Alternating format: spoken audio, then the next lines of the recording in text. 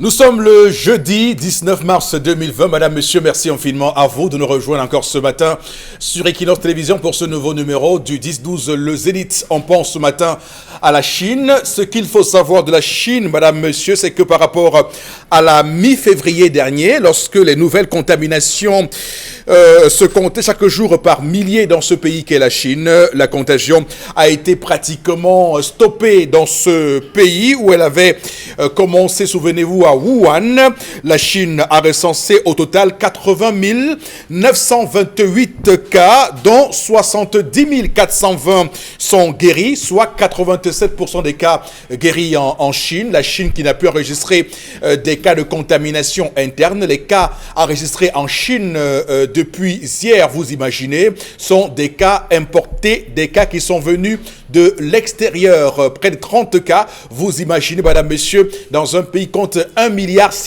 personnes par jour, vous avez moins de 20 cas par jour. C'est extrêmement une prouesse pour ce pays qu'est la Chine, qui se positionne comme étant désormais la première puissance mondiale. Il faut rappeler que la Chine hier a fait un don à la France, oui, un don à la France. La Chine qui a fait un don à la France de 1 million de masques hier. Ce qu'il faut savoir également, c'est que la contamination, les décès continuent à se faire enregistrer sur le continent européen, devenu l'épicentre du Covid-19.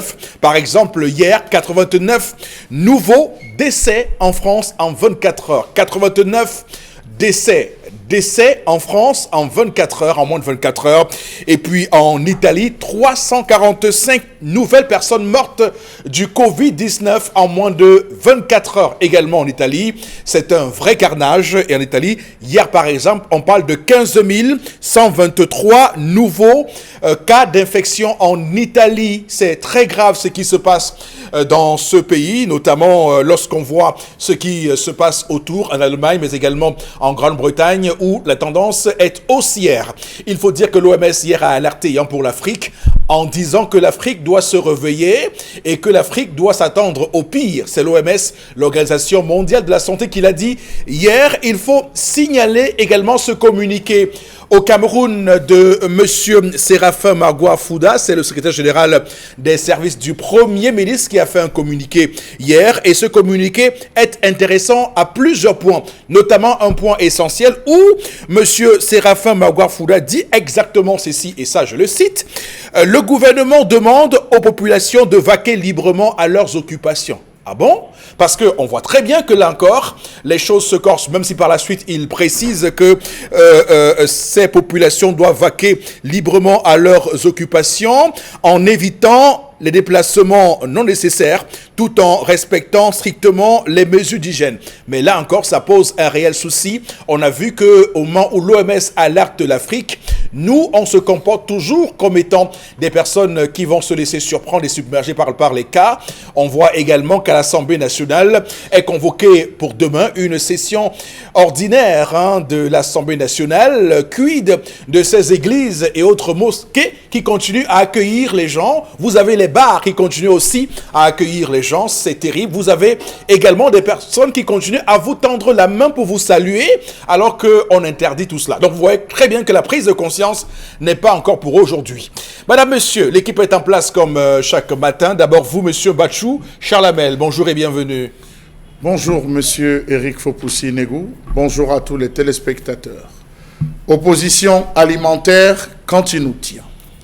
Certains députés ayant par ailleurs obtenu un poste comme maire dans certaines communes d'arrondissement ont choisi d'aller d'abord à l'Assemblée nationale pour percevoir l'argent des micro-projets, l'argent de la session de plein droit pour ceux qui n'ont pas pu accéder au bureau du perchoir. Et pour ceux qui ont pu accéder au bureau du perchoir, ils sont d'ailleurs, on les compte, ils sont allés percevoir les 35 millions de crédits automobiles, 25 millions équipements domicile, 8 millions micro-projets 2020, 2 millions sessions de plein droit, ce qui fait 70 millions de francs CFA pour ceux qui ont eu accès au bureau de l'Assemblée nationale. Ils perçoivent d'abord cela avant de laisser la place aux suppléants.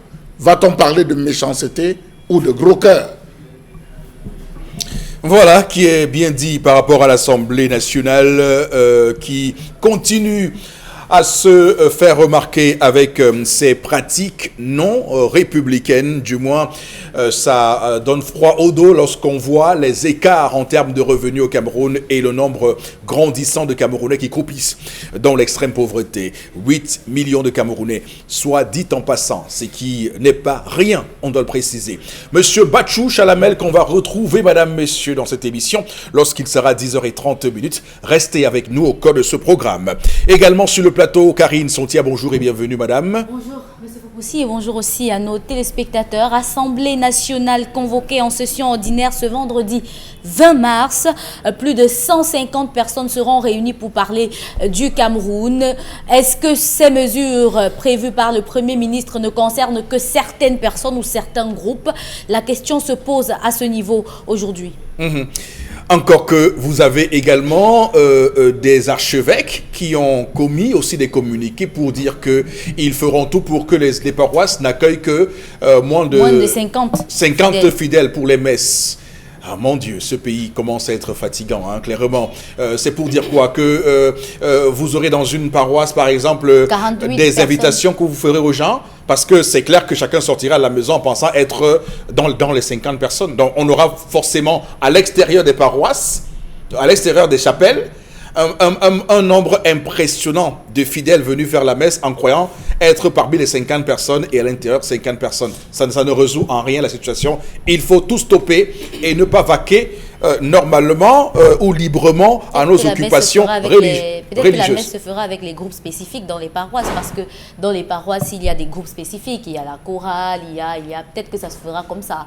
Parce que je ne comprends pas comment, s'il y a un groupe WhatsApp pour tous ces milliers de personnes qui vont dans des chapelles, c'est la question. Non, mais Monseigneur Jean Barga, l'archevêque de Yaoundé, métropolitain, a clairement dit que les paroisses vont ne se limiter qu'à des messes de moins de 50 personnes. Donc, on imagine 49 ou 50 personnes. Donc, ça ne résout pas la question, en réalité. Également sur le plateau, d'abord, Karine Sontia, on vous aura tout à l'heure à 11h05. Hein, vous nous rappelez cela avec la revue des réseaux sociaux. Nous parlerons de toutes ces questions. Nous reviendrons sur les dernières informations concernant le Cameroun et le réajustement fait par Séraphin Magua-Boufouda suite à la sortie du Premier ministre avant-hier. Avec nous également sur le plateau ce matin, Bombok Bengan Kandje. Bonjour et bienvenue. Bonjour, monsieur Fopoussi Negou. Bonjour à vous, chers téléspectateurs. Mais une messe de 49 personnes ne peut pas avoir de contamination. Un regroupement, bon, laissons la messe, on va penser que bon, on en veut. Question supplémentaire. Voilà. Si vous êtes regroupé à 48 ou 49 personnes, il n'y aura pas de contamination. Non, il aurait été mieux de dire qu'un regroupement, pas plus de 10 personnes. Simplement. Aussi simplement que cela.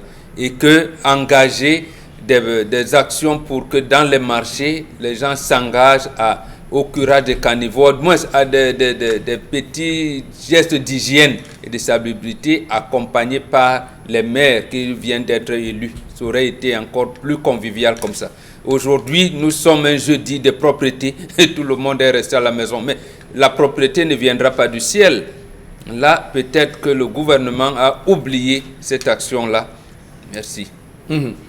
Alors, je rappelle que hier, Félix Tshisekedi, le président de RDC, a parlé à ses compatriotes. Il a d'ailleurs nommé le professeur Mouyembe Jean-Jacques comme étant le coordonnateur de la lutte contre le coronavirus à RDC. Il faut rappeler que le professeur Mouyembe était jusqu'ici celui qui coordonnait justement le comité de lutte contre Ebola. Donc il a été, on va dire, affecté également au coronavirus. Donc, ailleurs, on connaît la valeur des scientifiques. Alors. Ah, voilà. Et chez nous, c'est les politiques. Chez nous, c'est les politiques qui parlent. Ce sont même pas seulement les politiques. Au-delà, ce sont les administrateurs civils de l'ENAM qui parlent des questions comme éminemment scientifiques, comme celle-là. C'est ça, c'est le Cameroun. Comment on peut faire, comment on peut avancer. On se pose toujours la question, madame, monsieur, parce que l'OMS est clair et net. Le pire est devant nous, le pire est devant nous. Il faut stopper la dynamique de contagion. Il faut stopper la dynamique de contagion, madame, messieurs, de transmission du coronavirus. Comment on le fait, comment on assume. Nous savons ce qu'il faut faire. Il faut respecter strictement les règles d'hygiène, se laver la main régulièrement en journée. Évidemment, se laver la main avec de l'eau et du savon régulièrement, avec des gels hydroalcooliques, ça tout le monde le sait. Ne pas se serrer la main, garder la distance nécessaire entre vous et les gens, c'est près de 1 mètre. C'est ce que recommandent les scientifiques. Mais aussi, n'oubliez surtout pas, lorsque vous éternuez, vous toussez, vous avez un rhume, vous devez éternuer ou tousser sur le coude, comme ça. Vous devez également nettoyer avec de l'alcool tout ce que vous avez comme chez vous comme objet, par exemple des smartphones, des poignées de porte de vos maisons. Vous devez nettoyer tout votre environnement avec de l'alcool à la maison régulièrement. Donc c'est important, et aussi de respecter ces mesures. On va démarrer le programme de ce matin, madame, monsieur, comme à l'accoutumée, comme il est de coutume et de tradition dans cette émission, en d'autres termes, avec l'histoire du jour. Histoire du jour portée par vous, Dominique Audrey Oyengelek. Bonjour et bienvenue. Bonjour Eric Fopoussi, bonjour aux téléspectateurs. Ce matin, je vous raconte l'histoire de Madeleine et de Malcolm qui se sont rencontrés en septembre, et dès le mois de décembre, Malcolm a procédé à la dot de Madeleine. Il faut dire que dès le départ de la relation, Malcolm a fait savoir à Madeleine qu'il avait un garçon de 6 ans, né d'une précédente union, et elle également est venue dans cette relation avec sa fille. Elle dit que dès la première nuit qu'elle a passée chez Malcolm en tant que sa femme, elle a dû dormir dans la chambre des enfants. Malcolm lui a expliqué que durant toute sa vie, le petit garçon a dormi avec lui et qu'il ne pouvait pas encore dormir seul, et qu'il fallait qu'elle prenne un peu de temps, qu'elle lui donne du temps pour que l'enfant puisse s'habituer à cette situation. Madeleine raconte que le petit garçon de 6 ans est très irrespectueux envers elle. Il lui arrive de lever la main sur elle-même, et lorsqu'elle essaye de se plaindre chez le père de l'enfant, il lui dit que c'est un enfant et qu'avec le temps ça va passer, qu'elle n'a pas à se plaindre. Il lui a même formellement interdit de lever la main sur cet enfant-là. Elle raconte qu'une fois, elle est sortie pour acheter du savon à la boutique du quartier, et lorsqu'elle est sortie, le petit garçon a bloqué hermétiquement la porte de l'intérieur. Elle revient de la boutique, elle toque vainement. Elle appelle le petit garçon, celui-ci n'est pas venu ouvrir la porte. Elle a dû faire appel à sa fille, elle, qui est venue ouvrir la porte. Lorsqu'elle raconte ce qui s'est passé au père de l'enfant le soir, il lui dit « Mais qu'est-ce que toi tu faisais d'abord pour qu'il ferme la porte derrière toi ?» Il n'a pas grondé l'enfant. Elle raconte que Malcolm est très proche de son fils. Il s'occupe peu d'elle, encore moins de sa fille, et qu'elle se retrouve frustrée dans cette situation-là. Il l'accuse d'être béni oui-oui, de ne pas le contredire, qu'elle obtempère pour tout, elle obéit à tout ce qu'il lui dit, et aujourd'hui il l'accuse de l'avoir épousée par intérêt. Il faut rappeler que Madeleine ne travaille pas, mais elle a une formation de couturière dont elle est femme au foyer. Elle dit même que la famille de Malcolm a essayé d'intercéder pour que cette situation change, mais jusque-là, rien n'y fait. Il reste campé sur ses positions, et elle aimerait savoir, est-ce qu'elle continue dans cette relation ou alors elle s'en va? Voilà, vous savez, lorsqu'on est face à une telle histoire, on a bien envie de ne s'occuper que des faits, parce que évidemment, les faits sociaux sont des choses. Si on va tester la vision de Durkheim sur la question, mais vous savez, il y a un courant d'ailleurs qui est né, c'est de voir les gens par rapport à leur cheminement, par rapport à leur vie, par rapport à ce qu'ils ont vécu, même par rapport à comment ces gens se comportent face à des situations. Quand ces gens-là sont en situation, c'est justement d'ailleurs dans un ouvrage que j'aimerais conseiller à ceux qui nous regardent ce matin, de la justification, les économies de la grandeur, ouvrage de 2 sociologues, Laurent Thévenot et de Luc Botanski. Et cet ouvrage-là est tout à fait important parce que ça permettra de comprendre le cheminement de cette femme, de cette Madeleine, pour comprendre comment elle réagit à cette situation. Ce qui n'est pas très facile parce qu'on voit très bien que elle a rencontré un homme au mois de septembre et cet homme l'a doté 3 mois plus tard en décembre. Hein, donc, et à peine 6 mois de mariage, on va le dire, de vie commune, qu'on voit très bien qu'il y a un point de non-retour et on voit très bien que là encore il y a des choses qui sont incompréhensible. Comment a-t-elle pu accepter vivre dès le premier jour chambre à part avec celui qu'elle considère comme étant son mari? Donc vous voyez, il faut bien comprendre ces éléments-là pour trouver des solutions à l'histoire de ce matin et du moins dégager les grandes lignes d'enseignement qui pourraient structurer notre propos, notre discours ce matin. Donc, Bobo Benga, je commence par vous. Non, moi, j'ai vraiment des problèmes à comprendre les agissements de la génération d'aujourd'hui. Ces gens vivent ensemble, ils ne sont pas mariés. Ils ne sont pas mariés.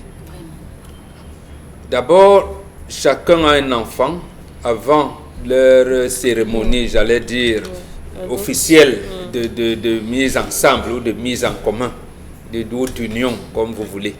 Mais aucun n'a fait l'effort de savoir comment on va traiter les enfants. Est-ce que vous avez l'habitude de dire que nous on évolue? Ça, c'est ce que vous appelez l'évolution là. D'abord, pour la fille, quand vous avez fait un enfant avant votre mariage, cet enfant ne vous appartient pas.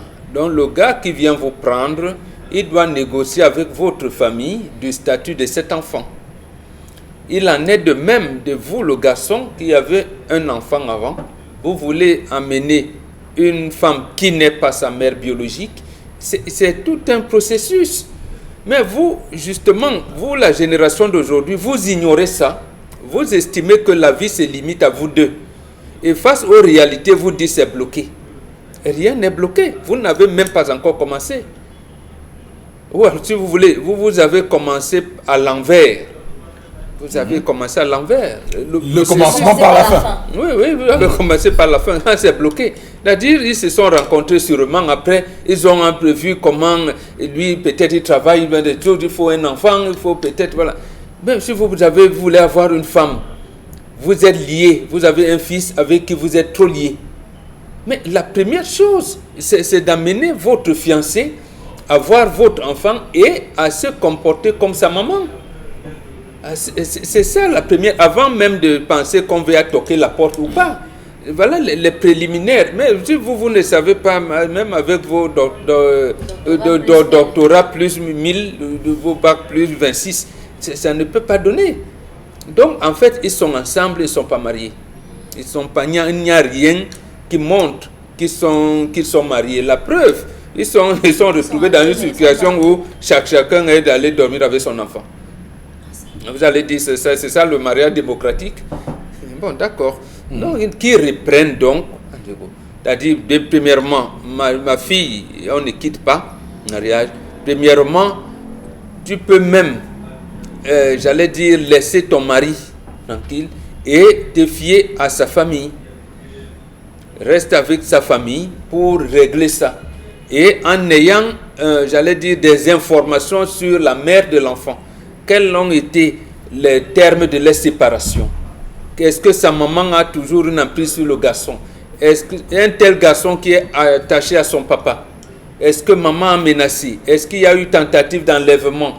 Parce qu'il y a des choses, parce que vous allez voir, oui, un enfant, il me ferme la porte. Vous ne savez pas, peut-être même que sa maman a eu, je veux dire, a tenté de la voler et de la mener, et la famille de son papa s'est barricadée et on a commencé à donner une certaine éducation à l'enfant. Donc un enfant à cet âge-là, j'allais dire, ça la mère a l'habitude de dire c'est un esclave, effectivement. Il obéit aux ordres. Mais quand il est teigneux, vous l'amenez doucement. Donc commencez par le début. D'accord. Karine Sotia, je vous passe évidemment le flambeau pour qu'on entende ce que vous avez à dire ce matin. Ce que Madeleine vit aujourd'hui, c'est une situation qui est commune aux couples de familles recomposées. Parce que ce n'est pas nouveau qu'un enfant du couple recomposé n'accepte pas l'autre. C'est pourquoi ces couples-là souvent prennent beaucoup de temps avant de se marier ou avant de se mettre ensemble. Parce qu'il y a un ensemble de choses qu'il faut prendre en compte. Déjà, il faut amener l'enfant à vous accepter d'abord comme son ami, même pas comme sa maman. Parce que si vous ne commencez pas par l'amitié, il ne pourra pas vous faire confiance. Donc, vous ne pouvez pas être une maman pour lui. C'est très compliqué de prendre soin d'un enfant qui a déjà connu une autre mère.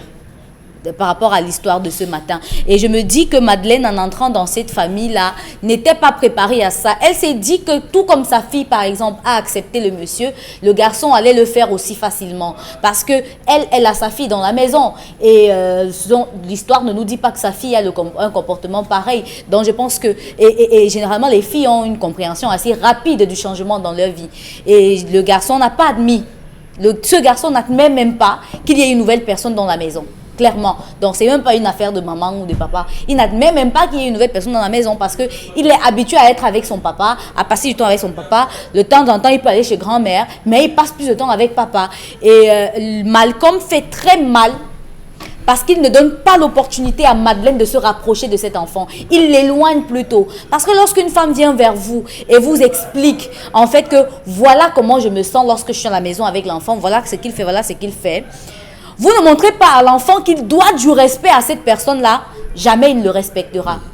C'est par là que ça commence. Si vous ne montrez pas à votre enfant que c'est une obligation, c'est pourquoi, généralement, quand un étranger rentrait chez nous et que on faisait semblant de ne pas se lever pour que l'étranger s'assied sur notre chaise, notre papa nous fouettait sur place pour qu'on comprenne en fait que quand il y a une nouvelle personne, on change de comportement. D'accord. Charles Hamel. Alors, on se retrouve là dans une situation de mauvaise gestion du mariage. Tout le monde tape sur l'enfant. Non. L'enfant à cet âge subit. L'enfant subit. L'enfant est dans un moule. Excusez-moi, je veux dire quelque chose de trivial. Cette fille est bête. Pourquoi elle est bête? Vous entrez dans une maison. Vous entrez dans une maison. Quel est le nombre de femmes qui sont entrées dans cette maison avant vous? Vous devez interroger toujours cela. Et cette interrogation passe par l'attitude de l'enfant. L'enfant subit. Le père dit, écoute, celle qui vient là, j'ai besoin d'une femme qui va te garder. Te laisser tout le temps chez les voisines, ça ne me plaît pas. Il faut qu'on cherche quelqu'un qui va venir te garder à la maison et tout et tout. Voilà telle attitude. Toutes celles qui arrivent, je ne les considère pas. C'est des conversations que le père a avec l'enfant. L'enfant ne reproduit intégralement que ce qu'il discute avec son père. Et son père lui dit, je vais vous dire, moi quand je dis à mon fils, les enfants, ferme la porte, n'ouvre à personne, il n'ouvre à personne. Il prend ce que je dis pour mot, n'ouvre à personne. C'est un ordre. Je dis, n'ouvre la porte à personne. Donc l'enfant, certainement, s'est retrouvé dans cette situation où le père a dû lui dire, je ne veux pas voir ma porte ouverte. Quelle que soit la personne qui sort, tu me barres la porte. Si la personne va entrer, je suis dans la supposition, Karine. Merci. Parce que l'enfant se retrouve à fermer la porte. Mais attendez, je ne vis pas leur relation. Il faut que vous dites merci. Je ne vis pas, nous sommes en train d'essayer d'évaluer. Donc je dis, l'enfant a bâclé la porte parce que certainement, il a reçu des instructions de son père. Ça peut être, M. Eric Fopoussi, que le père a dit, écoute, tout ça, elle perd juste le temps, c'est ta mère qui va revenir à la maison. Moi, je suis allé attendre ta mère. Vous savez, c'est des choses qu'on dit à l'enfant et l'enfant matérialise au ipso. Mais Charles Hamel, il y a un acte que cet homme a posé et j'aimerais que vous commentiez ça et que vous nous éclairiez là-dessus, je vous en prie. Le fait que, revenu de la cérémonie de la dot, l'homme ait décidé de faire chambre à part avec cette femme. Monsieur Eric Fopoussi, comment comprendre cette personnellement, vous posez la question à la mauvaise personne. Le bantou que je suis interdit que la femme dorme dans la même chambre que l'homme. Vous le savez depuis sur ce plateau. On ne partage pas la même chambre que la femme, sauf pour le temps de faire les bébés, le temps de discuter, le temps de programmer, parce qu'un homme n'a pas qu'une seule femme, il a plusieurs femmes, à chaque femme son tour, c'est entre 22 et 5 heures qu'ils peuvent échanger, il appelle sa femme et discute. Ça, c'est le bantou. Donc, à ce niveau, personnellement, donc pour vous, cet acte n'a aucun impact, n'a aucune influence sur, on va dire quoi, l'explosion de ce mariage. Aussi, déjà que Mbambogla dit, et je vais le réitérer, 3 mois c'est beaucoup. C'est peu pour épouser une femme. 3 mois. Vous rencontrez une femme, ping, pam, vous partez doter. C'est trop tôt. C'est trop tôt, monsieur Eric Fopoussi. Qu'est-ce qu'elle sait? Il faut combien de temps? Monsieur Eric Fopoussi, même 15 ans. Même 10 ans. Même 5 ans. Même 3 ans. J'ai dit même 3 ans. Je le dis, c'est à chacun de sentir. C'est une façon de dire que c'est à chacun de sentir. Monsieur, il faut pousser. Le plus important. Oui, mais à 3 mois, c'est très tôt. C'est prématuré. C'est très tôt. Qu'est-ce que vous savez, monsieur? Il faut prendre tous les risques. Donc voilà qu'elle s'est jetée dans une relation à 3 mois avec ce qu'on appelle le principe d'occidentalisation. Est-ce que le gars a pris le temps d'aimer son nouveau enfant? Il n'a pas aimé la nouvelle fille, la fille de cette dame. Il n'a pas aimé. Parce que c'est des choses qu'il faut sentir. Est-ce que cette femme a pris la peine d'aimer ce garçon? Non. Elle n'a pas pris la peine d'aimer ce garçon. Et vous savez, un garçon qui vient, un enfant, je ne veux pas dire un garçon, un enfant qui vit avec son père. Le père se bat à essayer de jouer le rôle de la mère. C'est-à-dire, il y a un moment donné, les papas poules, à un moment donné, les papas. Donc, ils jouent ce jeu, ils cajolent l'enfant, ils donnent tout. Lorsque quelqu'un d'autre arrive, l'enfant voit cette personne comme étant un danger. Est-ce qu'elle a su malayer ça? Donc, il y a tout ça pour dire, vraiment, mon père a dit que dans la gestion de la dot, on n'a pas tenu compte des enfants. Elle est rentrée, elle s'est retrouvée elle-même là. Donc, je pense qu'il faudrait qu'elle reparte, qu'elle quitte ce foyer, elle sort d'abord, et on renégocie. On renégocie, monsieur Eric Fopoussi. Ok. On va terminer avec vous, Dominique Audrey. Vous êtes choqué. Oui, très choqué lorsque un homme dit à sa conjointe de ne pas lever la main sur son enfant. Moi, si je me retrouvais dans cette situation, je respecterais ça. Et peu importe ce que ton enfant ferait, moi, je lui dirais rien. Rien du tout. Je serai avec cet enfant-là comme la nounou, puisque visiblement, il est allé doter cette femme pour qu'elle soit la gardienne de son enfant. Madeleine a épousé, entre guillemets, Malcolm pour les mauvaises raisons. On ne peut pas épouser un homme qui ne sait pas quels sont les besoins d'une femme. Vous ne pouvez pas épouser un homme qui n'a visiblement pas les mêmes priorités, pas les mêmes objectifs que vous. Ça ne marchera pas. On n'épouse pas un homme qui ne vous comprend pas, un homme qui ne peut pas vous respecter et qui ne peut pas amener son entourage à vous respecter, vous, malheureusement. Lorsqu'on se met avec une femme et qu'on a déjà des enfants d'une précédente union, il est question de donner la place à la nouvelle. Mais maintenant, l'erreur que les conjoints des familles recomposées commettent, c'est de vouloir remplacer la mère. Vous ne venez pas dans une nouvelle relation en remplaçant la mère parce que vous ne pourrez pas. Cherchez votre place à vous de belle-mère. Et ça passe par des choses simples. Au départ d'une relation avec un homme qui a déjà un enfant, on ne vient pas brutalement, précipitamment dans la maison. Vous prenez le temps d'établir une certaine relation de confiance avec cet enfant-là. Ne venez pas en essayant de gronder, en essayant de dominer. Soyez dans une certaine mesure l'ami. Ne cherchez pas à calculer. Venez simplement parce qu'on sait que les enfants en bas âge ont besoin juste d'amis pour jouer. Soyez l'ami avec lequel l'enfant va jouer et avec le temps, l'enfant vous verra comme indispensable. Et là, dès ce moment-là, le père de l'enfant ou la mère de l'enfant aura la possibilité de dire à l'enfant, en fait, la tata que tu vois souvent pourra être éventuellement ta mère. Donc, malheureusement, on est dans une relation où il y a un manque d'autorité de la belle-maman sur l'enfant à cause du père de cet enfant et également une belle-mère qui est entrée de la mauvaise des façons. Donc, il faudrait que les beaux-parents apprennent, il y a une méthodologie, on doit communiquer et les beaux-parents peuvent s'avérer être des exemples même pour les enfants dans les couples. Donc il y va maintenant de la façon dont on se comporte, de la façon dont on communique avec cet enfant qui a besoin d'adaptation parce que c'est important. Une nouvelle femme qui entre dans la maison, une nouvelle femme qui va utiliser la cuisine de sa mère, une nouvelle femme qui va coucher dans le même lit que son père, ça demande du temps et pour cet enfant-là, il est important que les choses se fassent pas à pas. Et si on se retrouve dans un foyer où il y a un adolescent, les conflits seront encore plus grands. Donc, les beaux-parents doivent prendre du juste temps. Une seconde. Beaux-parents, d'abord, beaux-parents, ça veut dire quoi? Ça veut dire que, parce que en réalité, vous pensez qu'il y a quoi les chances que ce mariage fonctionne? Oui, si jamais elle sort de la maison et qu'elle revienne. Et maintenant, si elle revient, il faudrait que le père lui donne l'autorité nécessaire sur cet enfant-là. Ok. Monsieur Oui, Charles Hamel, oui. Je vais apporter cette précision parce que j'ai écouté tout à l'heure Dominique s'exprimer sur le sujet. Non, ce qu'on faisait à l'époque, ce qu'on fait chez les Bantous, on trouve un terrain neutre.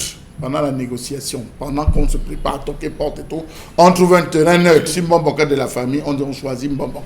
On prend les deux enfants tous les week-ends, ils passent chez Mbambok. Ensemble. C'est Mbambok. Ils passent tous les week-ends chez Mbambok. Loin de papa, loin de maman. Mbambok commence à impulser une dynamique, la dynamique propre à la famille de l'homme. Comment est-ce qu'il voit les choses? Mbambok observe. Lorsque Mbambok sent qu'ils sont arrivés à maturation dans la filiation, il dit désormais, sache que c'est ton frère, sache que c'est ta soeur.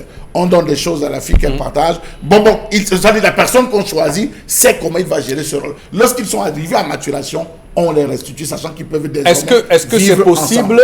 est-ce que c'est possible de rompre la dot? Monsieur, on ne peut pas rompre la dot, on ne la rembourse. On ne la rembourse pas. On ne rembourse on jamais. rompt un mariage Voilà. souvent parce que s'il s'avère, une femme constate que son mari est un sorcier, il ne savait pas avant, il se met à tuer ses enfants, on rompt le mariage. Et dans D'accord. ce cas, Et elle peut se faire doter à nouveau.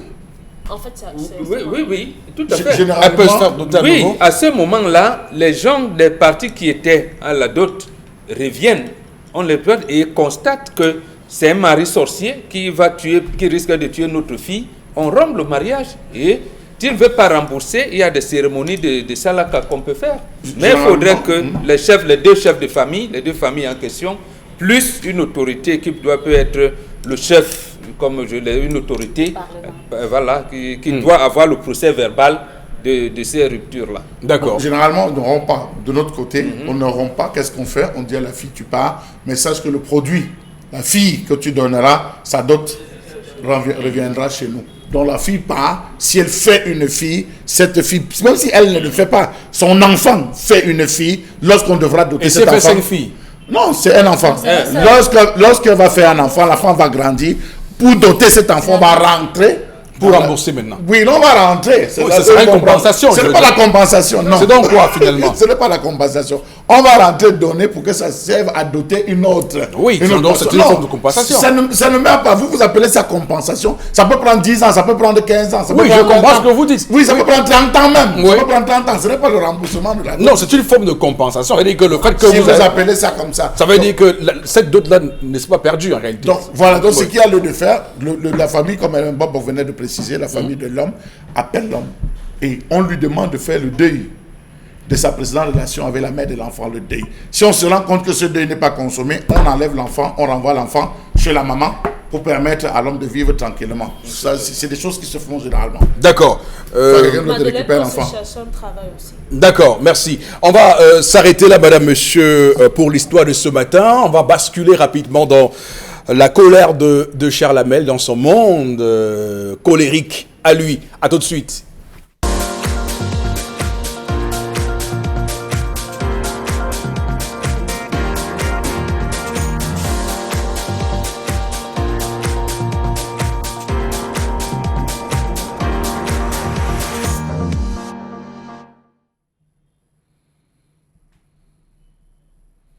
Je m'interroge ce jour sur la question de la décrépitude totale des aéroports du Cameroun et partant de fait de l'aéroport de Garoua. Depuis des années, on injecte beaucoup d'argent. Depuis l'époque du ministre Robin Kili, on injecte beaucoup d'argent dans la réfection de l'aéroport de Garoua, mais hélas, les mêmes tares reviennent, les mêmes problèmes ressurgissent. L'aéroport international de Garoua s'étend sur une superficie de 1216 hectares. Elle fait l'objet depuis plusieurs années d'un abandon sans pareil, violation de son intégrité foncière, occupation spontanée avec obtention des titres fonciers sur un domaine dévoué aux activités aéroportuaires, difficultés en alimentation d'énergie électrique, dégradation avancée de l'aéroport international de Garoua qui ne cesse d'inquiéter les passagers et même, on va le dire, le personnel. Je m'interroge sur la question de la piste d'atterrissage d'Aérogare. L'aéroport de Garoua doit subir une chirurgie, une cure de jouvence. Rappelons-nous qu'il n'y a pas longtemps, plus de 20 passagers de Camerco ont passé la nuit à la belle étoile, si on peut le dire, à la salle de départ de l'aéroport de Garoua, dans la région du Nord Cameroun, dans des conditions extrêmement lamentables. Pourtant, ce n'est pas le billet qu'ils n'avaient pas acheté. Ils ont été laissés dans la salle de départ des passagers et on a ensuite éteint la lumière où plus de 20 personnes se trouvaient. Tout le monde est sans ignorer que Garoua fait partie des villes retenues par le Cameroun pour abriter la CAN. À quelques mois ou à quelques années, excusez-moi l'expression, il faut dire qu'un grand et un véritable retard criard ne cesse d'être observé dans cette zone. Savez-vous que là-bas, trop de points d'interrogation sont en train de se poser partant du tarmac? On a réduit de 800 mètres le tarmac parce que véritablement et considérablement abîmé. Pourquoi n'a-t-on pas procédé à la réflexion? 3 points d'interrogation, 4 points de suspension à la ligne. Savez-vous que même les pilotes de ligne sont inquiets au sujet de cet aéroport, au point ils ne veulent plus atterrir à Garoua, surtout dans la nuit, tout simplement parce que tout y est, ou presque dans un état de délabrement avancé. Lorsqu'on parle de financement à hauteur des millions de francs CFA, on fait semblant d'aménager, un temps soit peu ça brille. Et après cela retombe. Ça retombe véritablement dans la décrépitude totale. Savez-vous qu'il est apparu nécessaire de réduire, comme je le disais tantôt, la longueur de la piste sur 800 mètres, limite opérationnelle, qui a eu pour conséquence l'arrêt de la desserte de cet aéroport par des avions de type 747. À ce jour, des opérations de réparation localisées sont effectuées chaque année en attendant de trouver les moyens financiers, dit-on, pour procéder à une réhabilitation complète. Mais la question, ces moyens financiers viendront quand? Savez-vous que l'état de l'aéroport de Garoua inquiète également du fait qu'elle a sevré d'eau depuis plusieurs mois et arrive partiellement? Comment est-ce qu'un aéroport peut-il être cédé, un aéroport international peut-il être sevré d'eau à des moments? N'y a-t-il pas des forages, entre guillemets, même si on a eu tendance à dire que c'est des puits? Savez-vous que les usagers doivent se débrouiller à des moments dans la broussaille pour se mettre à l'aise si jamais ils ne veulent pas être confrontés aux odeurs nauséabondes des toilettes situées dans le hall? Savez-vous que la salle des bagages est plus que la douche en saison de pluie? Savez-vous que l'aérogare qui a reçu une toiture d'une valeur de 3 milliards de francs CFA, nous a-t-on dit, coule déjà à l'heure où on vous parle. Elle coule par endroits, même si on se refuse à croire que c'est l'entière réalité. Là-bas, on estime que c'est des petits trous, même si l'eau qui coule finit par inonder. Savez-vous que l'aérogare et la piste d'atterrissage ont besoin véritablement d'être rénovées? Comment donc allons-nous organiser les grandes compétitions si jamais on réussit à les organiser avec une toiture qui coule, avec une terrasse et les toilettes qui attendent toujours, avec, on va le dire, des usagers qui ont besoin d'aller se satisfaire quelque peu dans la broussaille? Savez-vous que le problème qui se pose avec acuité est celui de l'alimentation de l'aéroport en énergie électrique? Des câbles semblent être coupés, des câbles semblent être déjà hors d'usage. Il faudrait renouveler le stock. 3 milliards avaient été votés à l'époque de Robin Kili. De l'argent avait été mis à disposition à l'époque d'Edgar Alem Bengo. Jusqu'à ce jour, rien n'avance. Savez-vous que l'espace de l'aéroport subit lui-même un empiètement important? Des particuliers dont on ignore l'origine sont parvenus à obtenir des titres fonciers dans ce vaste espace réservé aux activités portuaires et à construire de belles villas, à construire de belles maisons dans cette zone. Savez-vous enfin que sur la barrière de sécurité qui entoure l'aéroport n'est pas aux normes de l'OACI, entendez l'Organisation de l'aviation civile internationale. Puis, de nombreuses brèches permettent l'intrusion en zone réservée des individus non identifiés, ce qui constitue encore une menace grave pour la sécurité et la sûreté des vols. Sécurité, aéroport continu. Voilà, c'est intéressant de voir, madame, monsieur, clairement que nos infrastructures aéroportières au Cameroun sont dans un état de vétusté, de défectuosité même. Permettez-nous d'oser le terme défectuosité, donc état défectueux. Et lorsqu'on regarde donc Douala et Yaoundé, on ne peut qu'arriver à cette conclusion. Mais parfois, on oublie, et même trop souvent, l'aéroport international de Garoua. Garoua qui, comme vous le savez, est le chef-lieu de la région du Nord. Et Garoua qui est un pôle, parce qu'on sait très bien le potentiel touristique qu'il y a dans cette partie du Cameroun, le septentrion, le grand nord du Cameroun. Permettez-moi également de faire un élargissement vers le potentiel que peut avoir cet aéroport. On parle quand même d'un potentiel, d'une capacité d'accueil de près de 1,5 million de passagers par an. Oui, l'aéroport de Garoua a la capacité de recevoir par an 1,5 million de passagers, de personnes par an, et même plus de 5000 tonnes de fret par an également. Aéroport inauguré en 82, mais implanté en 79, donc jusqu'en 80. On voit très bien que là encore, on peut s'interroger sur les 4 salons VIP qui sont là-bas, les 2 salles d'embarquement, les 2 salles d'enregistrement, les 2 salles d'arrivée et la salle d'enregistrement, une seule salle d'enregistrement. Donc, il est question de revoir tout ce qui a été fait jusqu'ici pour les réflexions et qui n'ont pas toujours apporté les résultats escomptés. Donc, Boro Bengan, je me tourne vers vous.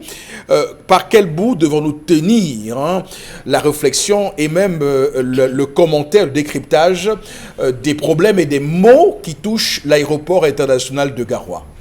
On doit se retourner vers 3 choses. D'abord, 2 structures. Il y a une structure internationale, une structure nationale, mais une autre 3e chose, c'est le comportement.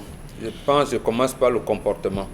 Et je pense hier que Charles Hamel nous amenait dans ce qu'on appelle, comment je vais dire ça, la maintenance.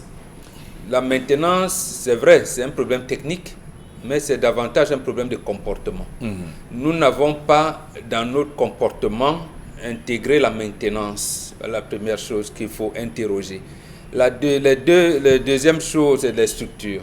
Il y a une structure internationale qu'on appelle la SECNA et une structure nationale qu'on appelle les ADC, les aéroports du Cameroun. Ces 2 structures, je voudrais bien croire qu'elles veulent, j'allais dire, rendre performantes nos aéroports, ou si vous voulez, la navigation aérienne avec toute la sécurité que cela intègre.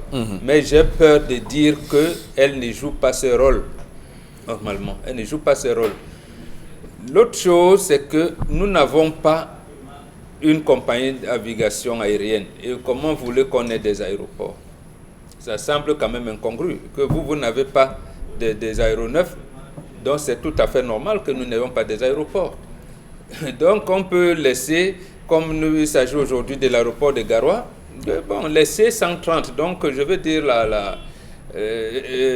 comment l'appeler, l'armée aérienne, voilà, l'armée de l'air. Voilà. L'armée de l'air peut se débrouiller à atterrir, à faire atterrir ces 630, ces Fuga Magista et tout ça, ce que vous voulez, des hélicoptères, ça ne dérange pas. Donc en fait, nous sommes sortis nous-mêmes des exigences de l'aviation civile. Nous sommes sortis nous-mêmes de ça. C'est pour cette raison que quand il a parlé des fonds alloués, débloqués à l'époque du ministre Nkili, vous avez vu qu'on a ciblé Douala Yaoundé pour badigeonner là, les murs et de voir un peu, de faire un rafistolage au niveau du tarmac. C'est ce qu'on appelle un revêtement confortatif sur le tarmac, c'est tout. Donc si on veut vraiment être clair, je pense que nous serons exclus définitivement parce que tout l'aéroport de Garoua, dans l'aviation, ce n'est pas comme vous faites là, vous construisez une route qui n'a pas de normes, vous l'appelez axe lourd. Dans l'aviation, on ne tolère pas ça. On ne tolère pas. Donc l'aéroport de Garoua est hors norme. Hors norme. Quand il s'agit de la sécurité, ce n'est pas seulement le nombre de forces de maintien de l'ordre que vous mettez là pour le contrôle des bagages et tout. La sécurité commence justement par les infrastructures. Est-ce que c'est des infrastructures adéquates? Est-ce que le tarmac obéit à un certain nombre de choses? Il se trouve que non. Voilà. Garoua un aéroport pourtant stratégique pour le Cameroun parce que il y a un hangar spécial pour le pèlerinage à la Mecque là-bas. Hein. Donc vous voyez très bien que dans la logique de l'implantation d'un aéroport international à Garoua, il y avait des choses qui avaient été intégrées. Malheureusement, est-ce qu'on tire suffisamment profit de cela, compte tenu de l'environnement autour de l'aéroport en termes d'écotourisme et de possibilités pour le Cameroun d'accueillir le monde à travers cette plateforme aéroportuaire. Malheureusement, nous ne tirons pas assez profit de ça. Du moins, la politique qui est pensée n'intègre pas ces données-là, malheureusement. On va quand même retenir que c'est seulement 4% de son potentiel qui est utilisé actuellement, ce qui est un chiffre extrêmement faible lorsqu'on pense au potentiel que ça pourrait apporter. Alors, Dominique Audrey-Oyengelek, sur cette question, qu'est-ce que vous allez nous dire? Que développez-vous? Oui, j'épouse totalement votre idée qui présente l'aéroport de Garoua comme un aéroport carrefour qui était censé au niveau de la sous-région rassembler et les agriculteurs, les éleveurs, un carrefour où tout le monde pouvait se retrouver. Et aujourd'hui, c'est inquiétant de voir à quelle vitesse, ou bien de voir que depuis 1990, qu'on plaint le fait que c'est en train de se dégrader, les choses continuent dans ce sens-là. On a envie de se demander, est-ce qu'il n'y a pas un budget à prêter pour pouvoir assurer la maintenance des différents aéroports du Cameroun et notamment celui de Garoua? La question, je me la pose ce matin. Quels sont les principaux responsables attachés à ce service-là? Aujourd'hui, on est contraint de constater qu'il n'y a pas une politique de maintenance des aéroports au Cameroun. Comment se fait-il que dans un aéroport, si on s'en tient même à la situation qui prévaut aujourd'hui dans le monde, il n'y ait pas d'électricité, il n'y ait pas d'eau, qu'on a un problème d'étanchéité? Est-ce qu'il n'y a pas d'avions qui atterrissent là-bas?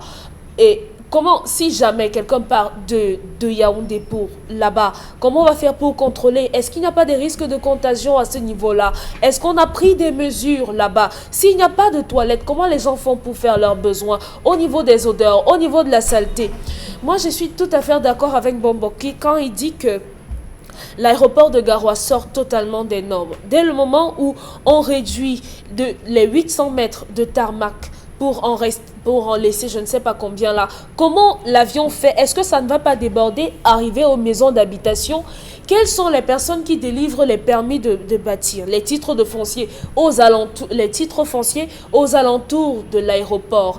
Les populations également sont exposées à de nombreuses maladies en vivant aux abords des aéroports. Les maladies cardiovasculaires, l'hypertension artérielle notamment. Donc les autorités doivent plus protéger la population en s'assurant qu'on les éloigne totalement de là et qu'on en refasse vraiment un aéroport digne de ce nom. Voilà. En tout cas, on peut continuer à bricoler au Cameroun tant que, on se gagarise avec les 500 000 touristes par an. On peut continuer, évidemment, tous. Oui, c'est... J'aime oui, ce terme. bon, oui, donc... C'est le terme qui correspond le mieux. Voilà. On peut continuer à bricoler, il n'y a pas de pression. C'est ça le Cameroun, hein. Chacun, on veut pas... Aucun dirigeant camerounais ne veut avoir la pression sur la tête. Du moins, ne veut avoir un cheveu blanc par rapport à la pression. Karine Sontia, sur cette question de l'aéroport international de Garoua, je rappelle encore et je reprécise, il s'agit bien d'un aéroport international. Ce n'est pas l'aéroport de Bafoussam ou des autres chefs ou de Bertois. On parle bien là d'un aéroport qui peut recevoir des aéronefs venant d'autres pays du monde entier, donc d'Afrique, d'Europe et d'Asie. Malheureusement, on n'y est pas encore, du moins le compte n'est pas très bon. Allez-y pour votre développement, je vous en prie. En 2013, 3 milliards de francs CFA ont été débloqués pour réparer la toiture de l'aéroport de Garoua. 3 milliards. 3 milliards de francs CFA. Et on nous a prévu en cette époque-là que la charpente, on avait prédit une charpente en acier garantie anti-corrosion pour 100 ans. 2013 à 2020, ça fait 7 ans. Qu'est-ce qu'il en est à l'aéroport international de Garoua? Sachant que l'aéroport est la porte d'entrée d'un pays ou d'une ville et que la ville de Garoua est douée ou encore dotée d'un potentiel, touristique important avec les parcs et autres lacs. Comment est-ce qu'on explique qu'une région pareille meurt sous les yeux de tout le monde sans lever le petit doigt? Alors, qu'est-ce qui se passe à Garoua? Est-ce que c'est les détournements de fonds? Même si les ADC nous ont dit à une certaine époque qu'il y avait des travaux qui avaient commencé aussi en 2015 pour accentuer ou renforcer la sûreté de l'avion, ce qui avait même poussé qu'en 2017, le travail avait établi que on était passé de 54% de sûreté à 66% de sûreté. Alors, est-ce que depuis lors jusqu'à aujourd'hui, on a encore fait les évaluations pour savoir à quel niveau est-ce que nous sommes passés aujourd'hui? On ne sait pas trop, mais tout ce qu'on sait, c'est que l'aéroport international de Garoua ne ressemble pas à un aéroport international. De toutes les façons, ça ne rapporte pas ce que ça aurait dû. D'accord. Les ADC, c'est les aéroports du Cameroun. Hein. C'est la structure qui gère ces aéroports-là avec M. Assoumou. Et donc, on voit très bien, évidemment, ce qu'il fait. Voilà, je ne ferai pas un commentaire plus que ça. Monsieur Bachou, qu'est-ce qui se passe à Garoua là? Pourtant une ville qui va accueillir la CAN, on nous signale. Hein. Il se passe que nous avons des gens qui s'en foutent pas mal de ce qui va arriver au Cameroun, qui estiment qu'ils sont arrivés jeunes, dans un état jeune. Ils ont fait ce qu'ils ont fait, ils sont en train de vieillir avec l'ensemble des choses qu'ils ont trouvées, M. Eric Fopoussi. Ça sera ceux qui viendront d'ailleurs, ne pourra le rajeunir parce qu'ils ne peuvent plus. Ce qu'ils devaient faire, ils ont fait. Vous avez un aéroport comme celui-là dont on a démarré l'implémentation en 1979 et dont on a eu l'inauguration en 1982. On a eu une succession de plusieurs réhabilitations, M. Eric Fopoussi, notamment sur cette fameuse question du tarmac. On est revenu sur le tarmac, sur ces pistes qu'on a essayé de refaire. Vous avez les normes de sécurité, notamment, on va dire, la clôture qui est censée empêcher, qui est pratiquement abîmés, les gens qui se retrouvent avec des titres fonciers, vous avez des gens qui ont construit des maisons qui sont pratiquement installées, ça suppose que si jamais même il y a un crash, impossible. Quand on vous dit qu'il y a des avions du genre de 747 qui ne peuvent pas, c'est vous dire qu'on est contraint que de ne prendre que des petits avions, les MA60. Tout à fait. C'est pour ça que vous voyez que c'était le taxi entre Douala, Garoua, Yaoundé, Garoua. C'est normal, ça peut atteindre parce que sur une piste environ de 3700 mètres, on enlève 800 mètres, il reste combien? 2000 et combien? Oh, il faut une certaine distance pour ces avions pour pouvoir décoller. Est-ce que vous savez qu'il y a de nombreuses personnes qui, lorsqu'elles veulent désormais se rendre dans l'extrême nord ou le nord Cameroun, sont obligées de passer par le Tchad? Ils préfèrent prendre l'avion, ils descendent au Tchad. Du Tchad, ils prennent la route pour entrer au Cameroun à cause des infrastructures. C'est plus facile. Oui, ils estiment que c'est plus facile. Non, c'est moins, vous savez... c'est moins stressant. C'est moins stressant. Voilà l'expression. Et même plus facile. C'est moins stressant veut dire pour beaucoup de personnes. Alors, vous vous rendez compte qu'en termes d'infrastructure routière, déjà, il n'y a pas. Sortir de l'aéroport, c'est impossible. Vous pouvez vous faire agresser à temps et à contre-temps. Dans ces différentes zones, on ne compte pas le nombre de personnes qui ont subi des agressions parce que les gens traversaient ces différentes clôtures pour venir trouver dans ce cas, ce hangar que vous parlez des pèlerins. Oui. Alors, dites-vous bien que si on avait au fond des personnes qui faisaient des requêtes pour dire, écoutez, vous avez débloqué 3 milliards, vous avez débloqué après, par la suite, 6 milliards de francs CFA, parce qu'on devait refaire les douches, refaire tout. Mais que fait le DG des ADC, M. Thomas Oona Assoumou? C'est au moins sa responsabilité, un tant soit peu. Beaucoup ont parfois grippé un tout petit peu l'ancien ministre Transport Robert Kili. On a eu Mbengo également qui a eu cette débellée avec l'aéroport de Douala et tout ce qui avait été dépensé comme argent. Mais jamais on ne touche le DG des ADC. Il jouit d'une immunité, personne ne le voit. Monsieur, il faut pousser à une certaine époque, on disait que lorsque vous êtes nommé, il faudra avoir des godasses et des parapluies. Oui. Pour savoir quel type de parapluie il utilise pour éviter que des balles ne transpercent, les gouttes d'eau, les gouttelettes d'eau ne transpercent, quel type de godasse il utilise pour lui-même se balader dans les différents aéroports. S'ils avaient fait le tour des aéroports, ils allaient se rendre compte que les gens se plaignent. Il y a des secteurs qu'on a isolés à l'aéroport de Garoua, monsieur Eric Fopoussi. C'est des personnes qui nous disent, qui nous renseignent que tout un secteur des bâtiments qu'on a isolé, parce que lorsque vous allez là-bas, ça sent le crâne moisi, c'est pratiquement abandonné. Mais quand on vous dit que dans un aéroport, il y a des éléments, pas d'électricité, monsieur, un aéroport, on vous dit qu'il n'y a pas d'électricité. Comment l'aéroport fonctionne? L'aéroport doit être éclairé 24 sur 24. Tous les différents axes doivent être éclairés. Lorsqu'un avion arrive au décollage, au départ, on doit signaler. Vous voyez toutes ces différentes balises. Mais si ça n'existe pas, vous allez dire quoi? On a fait les requêtes. Est-ce qu'il voit? J'ai dit, l'aéroport de Garoua est comme la Cameco. Superfusion. On décaisse de l'argent. On décaisse de l'argent. Toutes les fois. Oh, la toiture va bientôt s'écrouler. On décaisse de l'argent. Est-ce que c'est réalisé? Donc, allez savoir dans la chaîne de décaissement qui prélève quoi, qui prélève combien, ça s'arrête à quel niveau pour que les travaux ne soient pas faits. C'est tout simplement ça. En tout cas, nous ne voulons pas dire que nous voulons que Garoua soit comme l'aéroport Roissy-Charles de Gaulle ou l'aéroport Heathrow de Londres en Angleterre ou JFK de New York, mais au moins quand même qu'on donne le minimum à cette... au moins à l'aéroport Amadou Bello. Voilà. Nigéria. Ou Blaise Diagne de Dakar au Sénégal. Madame, monsieur, restez avec nous. On va marquer une courte pause. À tout de suite.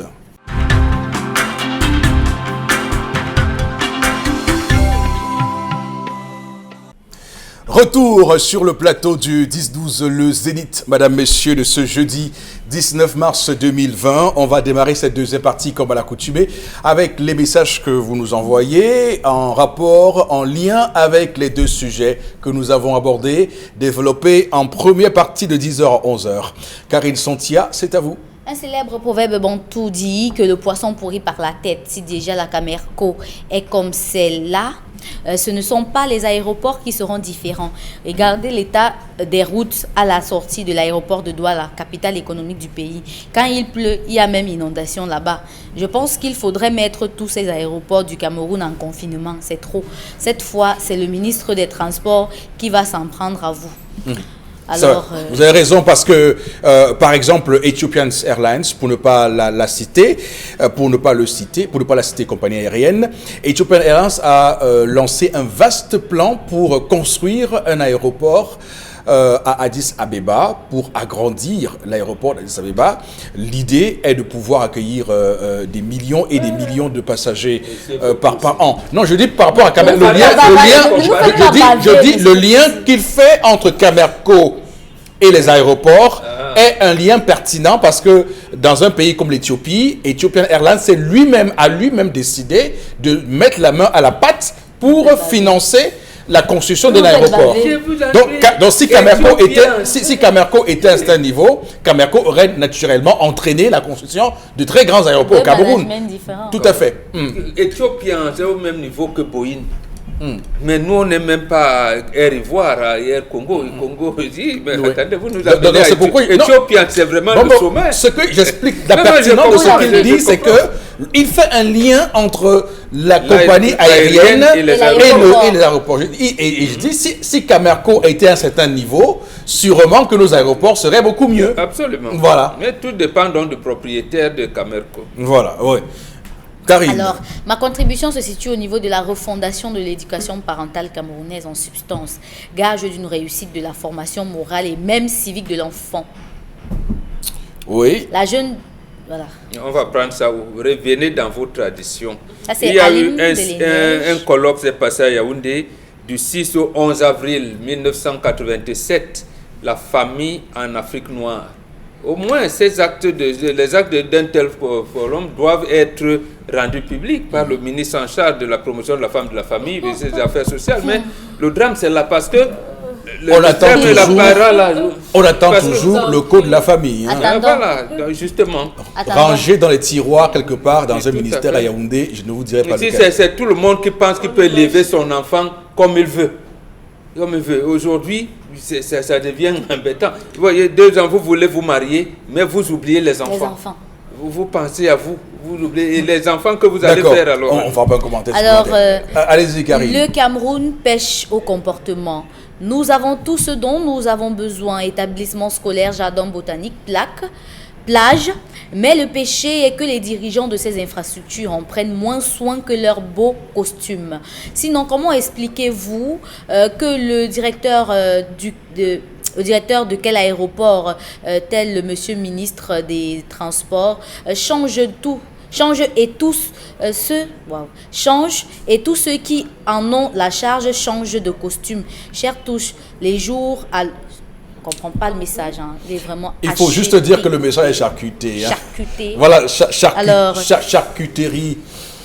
Alors, c'est juste une ruine ou un magasin.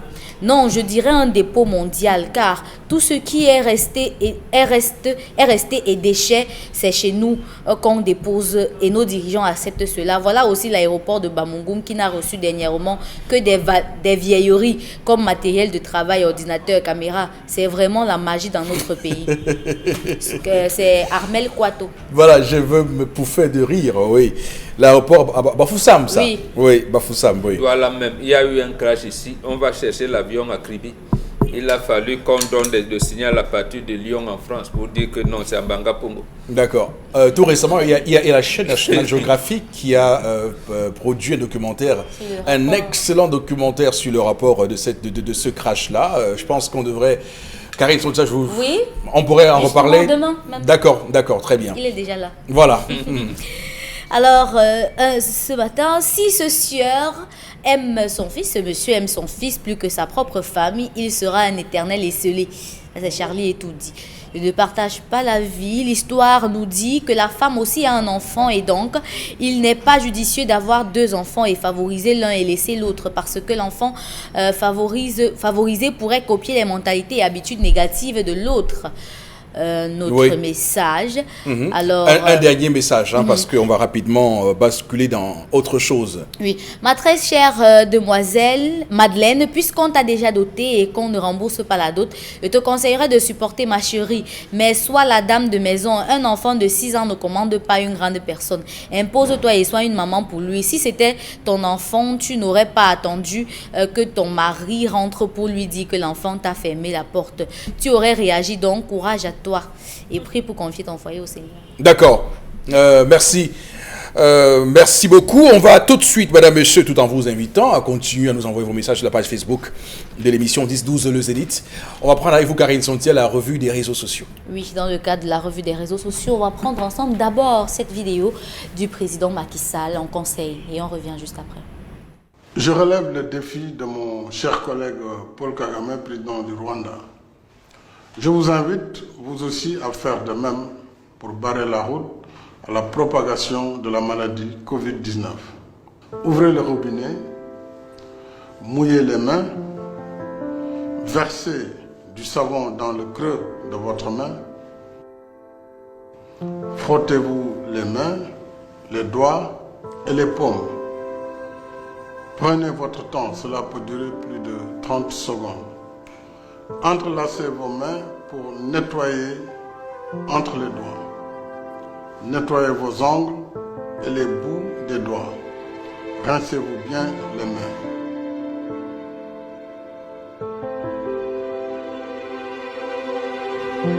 Séchez-vous les mains, si possible avec un essuie-main, et fermez le robinet avec.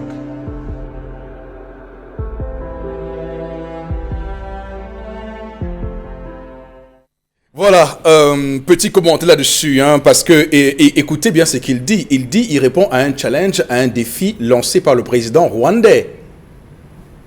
Il répond à un défi lancé par le président rwandais. Donc, on voit très bien que là encore, les choses se passent ailleurs, pas comme ici.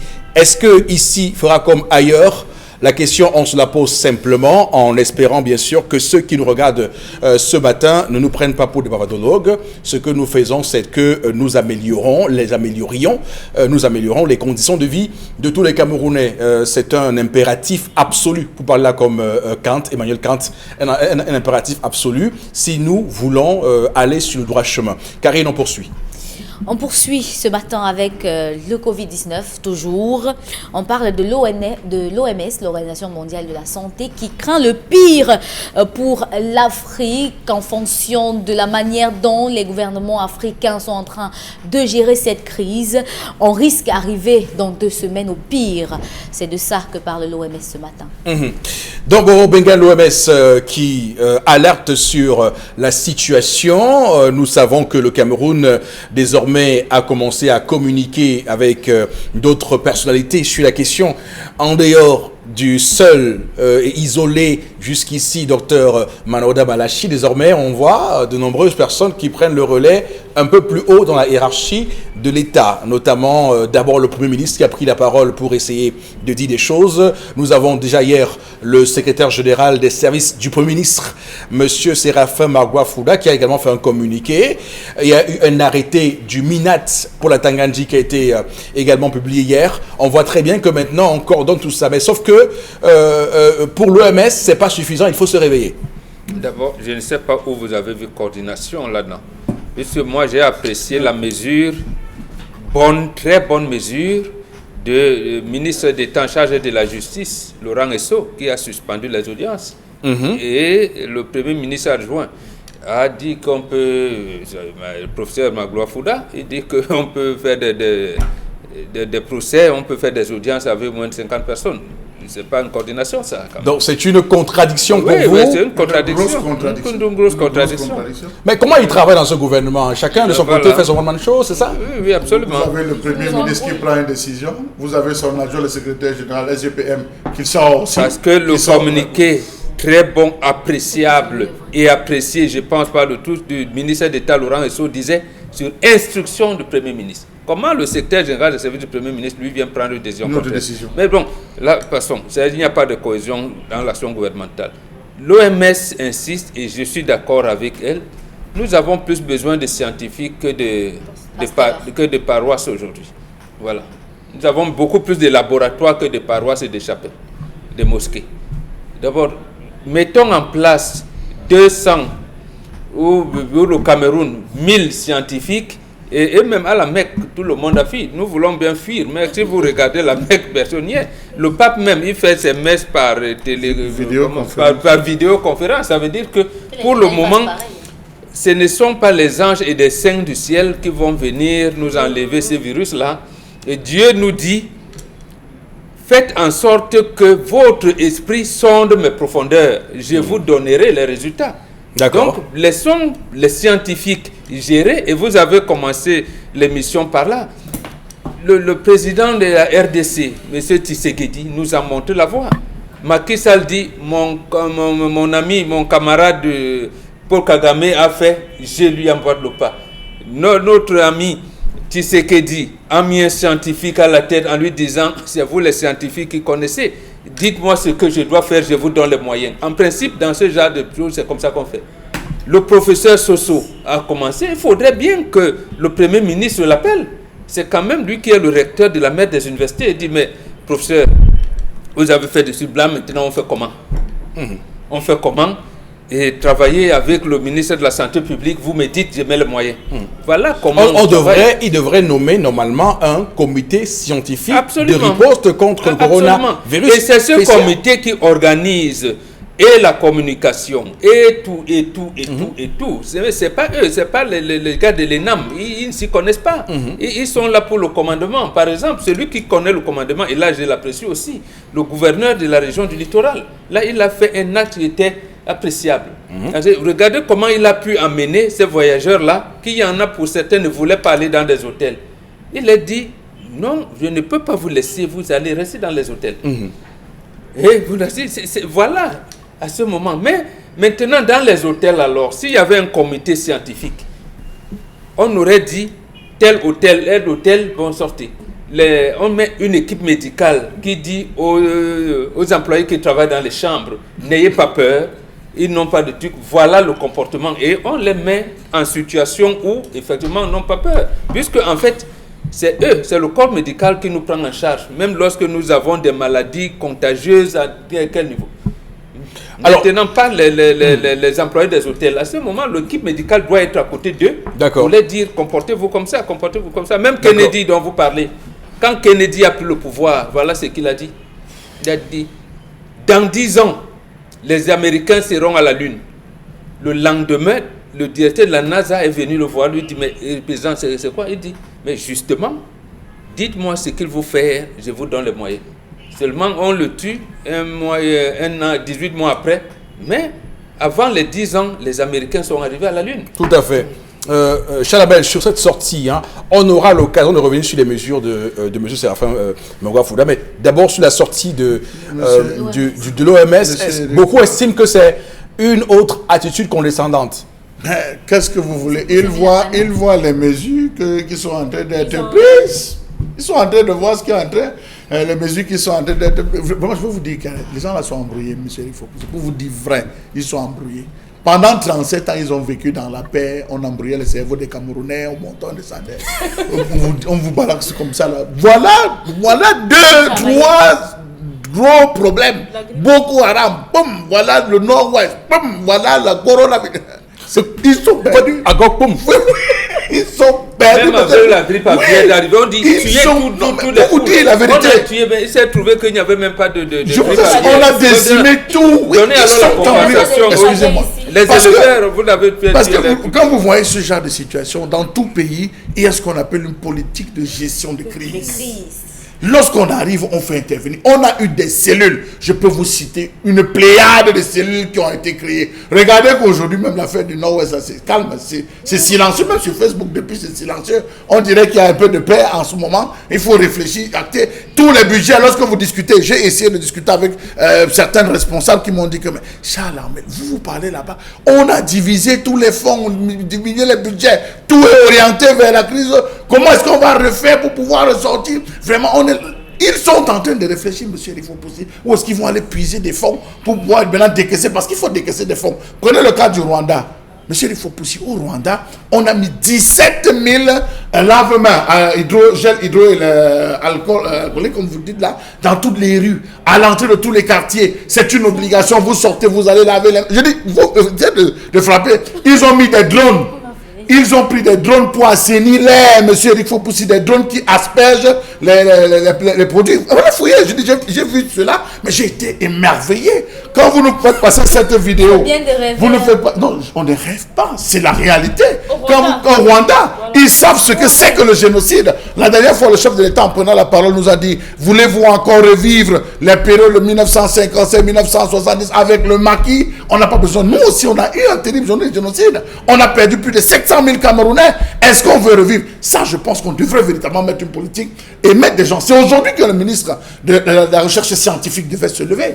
Elle est dans ce ministère depuis plusieurs années. C'est aujourd'hui qu'on devrait voir qu'est-ce que la recherche scientifique et l'innovation a produit. Elle a même la cellule de promotion des recherches du développement de pharmacopées traditionnelles. Voilà. Quels nous sont des résultats? C'est aujourd'hui qu'on devrait voir cela. Donc l'OMS, au vu de comment est-ce que les mesures sont prises, je peux vous dire, vous avez vu cette vidéo à Yaoundé de celui-là qui a réussi à s'échapper par la fenêtre d'un hôtel. Celui-là, on l'a rattrapé dans la rue pour dire que monsieur, rentrez, non. Pour le mettre les menottes. Pour l'amener où, maman? Dans quelle cellule? On le met les menottes dans la chambre d'hôtel. Ok, d'accord, merci. Parce que il ne faut pas qu'il accompagne ça dans les prisons. Hein, parce qu'il souffre déjà beaucoup. Non, j'ai dit, met les menottes, on le ramène dans sa chambre. Dans sa chambre d'hôtel, même menotté. D'accord. Même menotté. D'abord le brigandage. Oui, l'article 260 sur les maladies contagieuses de 3 mois à 3 ans. Maintenant, il risque de propager la maladie. Ok. Dominique Audrey, est-ce que vous êtes parmi ces Camerounais qui sont sentis heurtés par ce qu'a dit hier l'OMS en disant que l'Afrique doit se réveiller et se préparer au pire? Avez-vous été choqué, heurté et infantilisé par ces propos? Non, j'aurais été heurté si en Afrique on avait la possibilité de faire sans les personnes qui l'ont dit. Malheureusement, non, on ne peut pas faire sans eux. Et s'ils le disent, c'est justement parce qu'ils se rendent compte que on ne prend peut-être pas la chose au sérieux. Peut-être on ne se rend pas compte de la gravité de la situation. Aujourd'hui, quand vous marchez dans la rue avec un cache-nez, les gens vous regardent comme si vous êtes tombé d'un manguier. On vous regarde comme si vous étiez à côté de la plaque. Pourtant, tout le monde devrait commencer à se protéger. On est en train de prendre cette histoire un peu trop à la légère. Pourtant, on devrait maximiser. Je parlais avec quelqu'un qui a quasiment 30 ans et qui pleurait en me disant « Donc j'ai vécu toute ma vie comme ça pour peut-être mourir d'une simple grippe ». Il y a des gens qui ont peur. Aujourd'hui, l'OMS se rend compte que l'Afrique ne prend pas véritablement la mesure, la gravité de la situation. On continue, on est resté dans l'idée du départ qu'on avait selon laquelle non, en Afrique, on est trop fort, on a vécu dans la saleté, nos anticorps. Sauf que tous les humains ont les mêmes anticorps. Il n'y a pas les anticorps pour les blancs et pour les noirs. Donc, on est très exposés. Et les dirigeants devraient prendre ça un peu plus au sérieux. D'ailleurs, c'est encore plus sérieux que lorsqu'on voit par exemple la courbe d'évolution entre le coronavirus par exemple dans un pays comme l'Allemagne et la France. D'ailleurs c'est un professeur, un excellent professeur qui nous fait savoir ce matin, professeur François-Xavier Mbopikeou, à qui je voudrais rendre hommage. Il est microbiologiste et virologue. Il est chef du département de microbiologie, de virologie et autres à la faculté de médecine et sciences biomédicales de l'Université Yaoundé 1. Il était avec nous ce matin. Il nous a expliqué des choses terribles. Il dit que l'Allemagne, par exemple, a commencé à prendre des mesures drastiques. Un mois avant la France. Avant que l'Allemagne, un mois avant la France, l'Allemagne a commencé à prendre des mesures drastiques. contre le coronavirus et c'est en France que le coronavirus a commencé avant l'Allemagne. C'est-à-dire que l'Allemagne a pris des mesures un mois avant, n'avait pas encore de cas, la France n'avait pas pris de mesures à ce moment-là, mais le premier cas est apparu en France. Aujourd'hui, l'Allemagne qui a pris de l'avance sur la prévention a près de 15 morts et la France a enregistré il y a 89 morts supplémentaires en rajoutant après 300 morts et ça monte encore beaucoup plus en France. Donc vous voyez très bien que plus vite on prend des mesures drastiques et fortes, et moins nous sommes exposés à cette situation. Et donc ça vient battre en brèche, faire une rupture de banc avec ceux qui nous ont dit à l'époque que non, nous sommes qu'à un cas, donc on ne peut pas se comparer à un pays comme la France qui a 500 cas, qui a 1000 cas. Malheureusement, on voit très bien que les pays qui ont tardé à prendre des mesures drastiques comme la France, l'Italie, aujourd'hui en souffrent. D'ailleurs, il y a un Camerounais qui vit en Italie, qui a fait un poste qui, à mon sens, est nécessaire pour tous les Camerounais qui nous regardent, nécessaire à lire. Parce qu'il dit, Camerounais, ne commettez pas les mêmes erreurs que nous avons commis en Italie. Il dit clairement qu'au début de la crise du coronavirus, en Italie, eux, ils continuaient à sortir comme il faut. Chacun allait faire la fête comme il veut. Chacun allait au concert, chacun allait danser, tout ça. Mais ils se sont rendus compte trop tard qu'ils auraient dû, dès le départ, restreindre les déplacements et mettre en place des confinements stricts en Italie. Donc malheureusement, il est trop tard. Donc, Donc, Madame Tchente, Madeleine gagnerait vraiment à prendre... c'est aujourd'hui qu'on va la voir à pied d'œuvre. Puisque depuis longtemps, elle est dans ce ministère-là. Elle est censée travailler avec les personnes qui font dans la pharmacopée, la médecine traditionnelle. Elle a la tête des chercheurs. Mais chercher pour faire quoi, par exemple? Pourquoi ne pas nous trouver un produit? Si, avec le débat, elle a son compatriote qui dirige les laboratoires le débat à côté. Non, le débat aujourd'hui n'est pas là. Vraiment, je suis désolé de vous dire ça. Le débat est sur la prévention. Comment stopper la transmission? C'est cette équipe de chercheurs, M. Fopossi, qui doit organiser les politiques. Nous sommes d'accord. Nous savons un peu en épidémiologie. Le traitement, le chinois le traitement. Vous imaginez les Chinois, non, mais attention, la question, il y a combien d'entre paludéens? Il y en a beaucoup. Il ne faut pas aller actuellement, j'ai donné un chiffre au tout début de cette affaire. Actuellement, je dis bien, les Chinois ont eu environ 80 000 cas. Ils ont soigné 87% des ça sont guéris. Tout à fait. La chloroquine les molécules dans la chloroquine ont montré leur succès et leur efficacité. Donc pour l'instant, nous devons, nous au Cameroun, d'abord éviter la propagation du virus parce que c'est de là, parce que il faut qu'on comprenne très bien, hein, on ne doit pas accepter que les Camerounais continuent à se voir dans la rue et à se saluer avec la main. On ne peut pas continuer à accepter que vous n'ayez pas des gens... Pas l'autre. On comprend, nous sommes d'accord. En termes... le traitement n'empêche pas la prévention. On ne dit pas non. Et pour l'instant, le Cameroun, pour les cas, a réussi à les guérir. Il y a un traitement asymptomatique qui permet de le guérir. Okay. Mais sauf que pour l'instant, mettre l'accent sur la guérison, ça va ouvrir la voie aux gens qui vous disent il y a un traitement, on peut faire. Pour l'instant... Ce qui est important pour tous les Camerounais, c'est de mettre l'accent sur quelles sont les mesures à prendre et les respecter pour éviter la propagation de cette affaire. Parce que même la distanciation de 1 mètre qu'on demande que les gens respectent, personne ne respecte ça. On voit des gens, encore rester dans l'inconscience et se dire que et là c'est dangereux et dire que dans le taxi on fait comment? Vous êtes assis 3 derrière.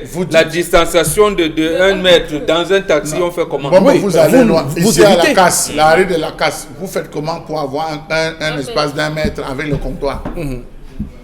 Je dis à la casse ou même dans les marchés. Ici sur le plateau, on a 1 mètre, monsieur Fopossi. Il n'y a pas de déterminisme. Je veux vous dire, non. Il faut pas déterminisme. Monsieur Fopossi, on associe à tous ces types de réalités, les réalités culturelles, les réalités de l'Afrique. Vous ne pouvez pas changer. Mais on peut les dépasser. Ce n'est pas d'un claquement de doigts comme ça que vous allez dire à quelqu'un. Moi-même, je me suis forcé à ne pas saluer les gens, mais je suis arrivé à saisir monsieur Fopossi. Mais lorsque vous voyez quelqu'un, directement, c'est un réflexe africain. Au Rwanda, pour éviter cela, bien qu'ils soient en train de prendre ces mesures, on asperge, il y a des drones qui circulent, qui prennent zone par zone pour asperger, essayer de contenir les carrefours, les entrées des quartiers, monsieur le Fopussi. Il y a des lavements avec des dégels hydrauliques, 17 000. Vous imaginez comment on a répondu pour permettre à chacun de pouvoir le faire. Je crois que l'État devrait dégager un budget et penser comme ce challenge, Kagame Challenge, on appelait ça, vous qui avez fait voir, Kagame Challenge, essayer de multiplier dans les entreprises. Il devra avoir une réunion avec tous les sectoriels, avec le secteur informel. On doit inviter les gens, dire bon voilà les mesures qu'il faut prendre. Je peux vous assurer qu'il y a des entreprises qui n'ont pas comme Equinox pris sur elles d'utiliser des gels hydroalcooliques. Monsieur, il y en a plein qui ne pensent pas à ça. Il faudrait commencer par sensibiliser pour que progressivement ça rentre dans les mœurs. Mais dans un premier temps, il faudrait que l'État se mobilise. Qu'on nous dise que voilà, il y a un comité scientifique comme l'a fait Tshisekedi, qu'on nous dise qu'on a des chercheurs, on a mis sur pied pendant qu'on a fait. Ils sont en train de fouiller, ils sont en train d'adapter. D'autres on parle du ginger que vous pilez, vous mélangez avec de l'ail, vous faites cuire dans la citronnelle, pour soigner l'éventuelle grippe. D'autres parlent du persil qu'il faudrait prendre, vous mélangez le persil, vous frottez avec les mains. Mais monsieur Eric, vous voyez, ça vous fait rire parce que vous êtes dans le logiciel occidental. Non. Vous êtes dans le logiciel, c'est pour ça que ça vous fait rire. Vous êtes dans le logiciel occidental. Vous savez pourquoi ça me fait rire? Parce que, Charles Hamel, il n'y a pas de déterminisme. On peut dépasser le fait culturel. Et je pense c'est ça qui nous constitue, non. Et c'est là que vous appelez dépasser le fait culturel, c'est une parce culture. que le fait de s'embrasser, comme je vois les gens s'embrasser parce qu'on est africain, bon oui, on peut faire ça. Je dis bien ceci. Pour le temps de l'épidémie, de la pandémie qui nous arrive maintenant, on doit adopter des mesures pour les éviter, ces contacts au maximum. Nous sommes africains, c'est vrai, on aime être ensemble, on aime se toucher, mais pour l'instant, on doit devoir justement éviter ces contacts-là. Vous voyez déjà, il y a une énorme violence. Je vais vous dire, il y a le chef Bameka, le chef Bamungum, le chef, ils sont même dans l'UND, ils sont nombreux, les chefs qui ont sorti des communiqués par rapport aux obsèques, par rapport aux funérailles, voilà, par rapport... oui, mais voilà, ça, sauf que monsieur c'est pour vous dire que nous y sommes avant même l'Occident. Voilà. Sauf que monsieur Eric nous Fopoussi, y sommes avant eux. Vous avez des gens, non, c'est possible. Vous avez des gens qui depuis des années étaient menacés par des coutumes et des rites, des rituels qu'ils doivent faire. On a reporté la majeure partie à 1 an. On a renvoyé tous à 1 an. D'autres on a envoyé en août, d'autres on a envoyé à 1 an. C'est-à-dire la cérémonie a tenu des différentes funérailles. Entre-temps, il y a des familles qui sont en train d'être sur le plan spirituel, en train d'être tuées. Ça veut dire que même les Mbongo ne pourra pas aller en forêt. Il y a des méthodes, il y a des traditions qu'on peut utiliser pour combattre. Consommer le ginger, consommer l'ail, mais restons toujours. Bon, pour le ginger et pour l'ail, pour l'instant, aucune. Maintenant, pour l'instant, ces mesures que vous dites là, on veut voir, en réalité, on veut voir le sommet de l'État bouger. Par exemple, on peut décider que la Chine nous a montré l'exemple en construisant un hôpital d'une capacité de 1000 lits en 10 jours. Oui. Mais l'hôpital, la polyclinique Sopo Priso est là. Est-ce qu'on ne peut pas réquisitionner l'hôpital Sopo Priso? On a des entreprises ici qui sont dans les bâtiments travaux publics qui nous refait cet hôpital-là en moins de 10 jours. Tout à fait. Et l'État met les moyens en vous disant, vous tous qui venez à l'étranger, voilà vos papiers ici. On dit, nous avons 6 hôtels à Douala, 10 à Yaoundé, 4 à Bafoussam, ainsi de suite. On les dit, voilà, nous allons faire des compensations avec les finances, voilà. Personne, vous n'entrez plus, mais vous attendez que les gens que nous soupçonnons, parce qu'il y en a qui ont, ils sont sortis par les mailles de filet, qui ont trompé la vigilance des policiers, qui ont fui, qui se trouvent ici, on va les confiner. Voilà comment on travaille. On parle même à Yaoundé, ce qui parle en quoi Yaoundé, on parle qu'il y a les épouses de deux hautes personnalités qui sont arrivées et qui ont plutôt été escortées par des policiers pour leur domicile. Il faut donc faire comme le premier ministre canadien qui a dit que mon épouse est contaminée. Pourquoi ces hautes personnalités-là ne peuvent pas le dire? Voilà des choses qui peuvent donc amener les gens à prendre conscience. C'est compris, Bombok. Karine, on poursuit rapidement. On parle cette fois-ci des nouvelles mesures prises par le gouvernement. Cette fois-ci, c'est le secrétaire des services du Premier ministre, Séraphin Malgoa Fouda, qui a édicté hier des nouvelles mesures pour accompagner celles du Premier ministre. Déjà, il nous dit que ces 15 jours, toutes les mesures prises par le Premier ministre depuis le 17 mars vont durer 15 jours et pourraient être renouvelées en cas de nécessité. Alors, les audiences dans les juridictions sont maintenues dans le respect du nombre de 50 personnes maximum pour chaque regroupement. Les échanges commerciaux avec l'étranger vont se poursuivre, en particulier avec le Tchad et la République centrafricaine, sans préjudice du contrôle sanitaire des conducteurs. Il n'y a pas que ça, il y a également le prélèvement systématique à l'aide des thermoflash de la température des personnels ayant leur accès à leurs différents lieux de service, l'installation des désinfectants dans tous les édifices ouverts au public, la restriction des visites dans les services publics également, d'autres mesures aussi, la restriction de la mobilité des personnels au sein des administrations, mais également le respect des horaires réglementés de travail pour le personnel non essentiel, mais aussi au ministre des Transports de maintenir et d'encadrer les activités liées au transport domestique des personnes et des biens, au ministre du Commerce de veiller à la stabilité des prix des produits de consommation courante et préciser les modalités de régulation des flux de personnes dans les marchés et les lieux de commerce, au ministre de la Communication d'intensifier la campagne d'information et de sensibilisation des citoyens à travers tous les canaux de communication, au secrétaire d'État chargé de la gendarmerie et au délégué général à la sûreté nationale d'organiser des patrouilles en journée et la nuit afin de s'assurer du bon ordre. Donc voilà en réalité quelques mesures et le gouvernement demande aux populations de vaquer librement à leurs occupations en évitant les déplacements non nécessaires et les lieux de rassemblement tout en respectant strictement les mesures d'hygiène recommandées par l'Organisation mondiale de la santé. Voilà des réajustements apportés par le communiqué du secrétaire général des services du Premier ministre, M. Séraphin Margoua Fouda. Bon, votre commentaire, je vous en prie. Dans toute cette panoplie de mesures, il n'y a que peut-être 2,5 qui sont applicables, qui peuvent être applicables. Il n'y a que peut-être 2,5. Les autres ne peuvent pas. Fermer les églises, les mosquées une fois.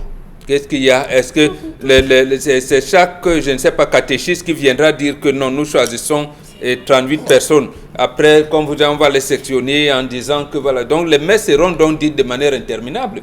Parce que le pasteur, le prêtre seront là pour attendre. Donc on fait la messe, on célèbre la messe pour 5 personnes. Ils s'en vont, on choisit 25, ils s'en vont. Non. Qui reste à la maison. Dieu a dit que là où 2 ou 3 sont réunis à mon nom, je suis avec eux. Il prie à la maison. D'accord.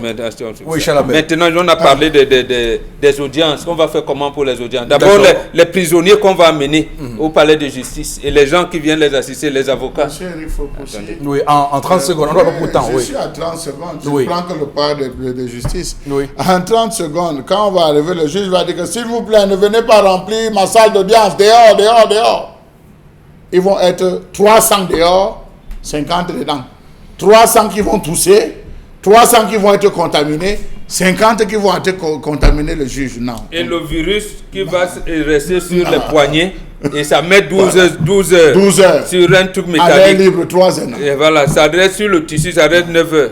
Donc, monsieur, il faut pousser cette mesure. Les gens seront à l'extérieur. Est-ce que ce communiqué qui fait le réajustement, parce que d'ailleurs, il précise que tout ce qui a été pris, les fermetures, c'est pour 15 jours. Hein. D'abord, c'est pas indéfini. Et que ça pourrait être renouvelé en cas de nécessité. Ensuite, il y a quand même la continuation des échanges commerciaux. Est-ce que ce n'est pas là, le gouvernement n'est pas en train de se dédouaner de ce que nous disions aussi hier en termes de compensation fiscale, d'arrêt d'activité économique, d'allègements fiscaux également? Est-ce qu'il n'est pas en train de dire que... demandé au ministère du Commerce de veiller à ce qu'il n'y ait pas inflation. Oui. Ça, c'est applicable si la brigade de contrôle des prix descend sur le terrain. Sur le terrain. C'est descend. Ça peut être applicable. Mais les autres, je ne pense pas. Impossible. Maintenant, on dit les marchandises peuvent venir. J'ai dit ici depuis lundi, il suffit d'un coup de fil du président Paul Biya au président chinois en lui disant Xi Jinping, oui. que comme tu vois là, c'est mauvais, je n'ai même pas de laboratoire chez moi. J'ai le cas là qui commence, c'est toi qui mets souvent, même l'autoroute là, même là, donc envoie les médicaments aussi nécessaire que tu le trouves. Allez, un cargo arrive là, qui va embarquer, va arriver ici. Je ne sais pas moi, le génie militaire ou l'armée de l'air, où tout va prendre et donner à cette équipe scientifique qu'on aura mis en place.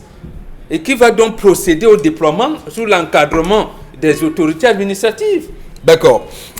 Karine, on va terminer avec le troisième point. Oui, troisième point, l'Assemblée nationale convoquée en session ordinaire ce vendredi 20 mars.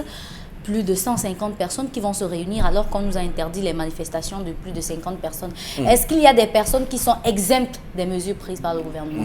Oui, exemptes. Alors, mais moi, je pose aussi une question quand même tout à fait terrible. Qui a signé ce communiqué? Regardez, vous me dites. Attendez que je regarde bien. Donc, voilà. Pour le bureau de l'Assemblée nationale, le président de l'Assemblée nationale, Kava Yege Djibril. Voilà, tout à fait. La session de Oui, ça c'est... Session ordinaire. Donc, d'accord. Donc, c'est aussi... Et donc, c'est le Parlement, l'Assemblée nationale. Est-ce que le Sénat embrassera le pas pour que... évidemment, pour demain, on imagine. Voilà, bon, qu'est-ce qui se passe là? Il se passe que, comme nous sommes, certains d'entre nous bénéficient des passe-droits, on peut piétiner la loi, même si c'est nous qui votons la loi. C'est ça qui veut dire, en fait, c'est moi qui vote les lois ici. Donc c'est moi qui suis la loi. Dites ce que vous voulez là-bas, moi je tiens mes réunions. C'est ce qu'il dit. C'est-à-dire, il aurait pu commencer par dire, j'ai été négatif. Quand il est rentré pour rassurer les gens, il est rentré de France, il dit, le test est négatif. Donc, chers compatriotes, j'essaie, je ne suis pas astreinte à ce, comment vous l'appelez ça, ce confinement de 14 jours parce que c'est négatif. Au moins là, ça aurait pu amener les gens à comprendre. Mais il continue naturellement à tenir ses réunions sans se soumettre aux réglementations de la République. Or, c'est là où les lois sont votées. Ça montre quoi? C'est l'incivisme. Comment vous pouvez me dire que c'est la représentation nationale qui invite les Camerounais à l'incivisme? C'est quand même terrible ce qui se passe là. Il aurait pu suspendre et demander aux députés. Je pense qu'il y a eu une session où ils étaient mis en commission, on les a enregistrés. Chacun rentre. Chacun peut envoyer au secrétaire général de l'Assemblée nationale son compte bancaire, un certain nombre de choses pour envoyer de l'argent, soit des micro-budgets, soit des sessions, ceci, soit. Selon la répartition qui a été actée là-bas. Et en attendant que le gouvernement ouvre pour qu'ils viennent tenir leur assemblée, leur session de l'Assemblée nationale. Et je rappelle que les partielles législatives sont maintenues pour ce dimanche dans les 6 circonscriptions du nord-ouest et sud-ouest et du Lébialem au sud-ouest. Donc on voit très bien que là encore, ça ne gêne personne d'aller voter là-bas. Je ne sais pas si la crise anglophone nous donne une immunité au coronavirus, ça semble être l'option. D'abord, les gens qui vont prendre la route pour aller voter, on a dit les transports en commun sont restreints. On va faire comment à ce moment-là? Comme c'est un problème de nécessité absolue, là on va autoriser que les gens prennent des bus de 70 places et tout pour aller participer aux élections. D'accord, pourvu qu'il n'y ait pas contamination. Mais toujours est-il que là, ce sont les autorités de la République qui nous amènent à l'incivisme. D'accord. Que vous inspire de Dominique Audrey cette convocation de la session ordinaire du mois de mars?